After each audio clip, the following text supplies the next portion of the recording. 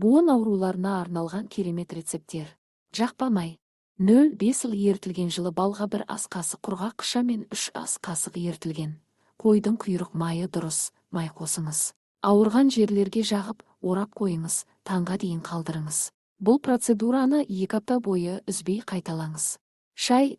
Күнделікті шайға арналған қоспа дайындаңыз. Сәлбен, сабельник, қырық буын, хвош, түйе жапырақ, спорыш, жөке гүлі, сирен гүлі, долана жемістері, ана мен өгей шөп, мачыха, жалбыз, тимия, қарақат жапырағы, орман құлпынай гүлдері, таңқурай жапырағы бәрін бір уыстан алыңыз.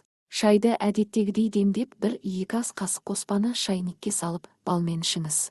Ванна. Жазда папоротник жапырағы мен таңқурай жапырағын кептіріп алыңыз.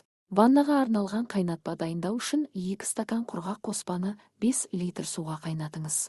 Дайын тұнбаны сүзгіден өткізіп, ваннаға құйып, қажетті мөлшерде су қосыңыз. Ваннаны 15-20 минут қабылдаңыз. Содан кейін денені құрғатып сүртіп, жылы төсекке жатыңыз. Емдеу курсы 3 апта. Сіз маған тіркелсеңіз өкінбейсіз.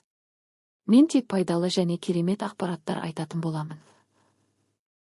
Сізге тағы қандай ақпарат керек комментарийге жаза кетіңіз. Мен оқып жауап беремін.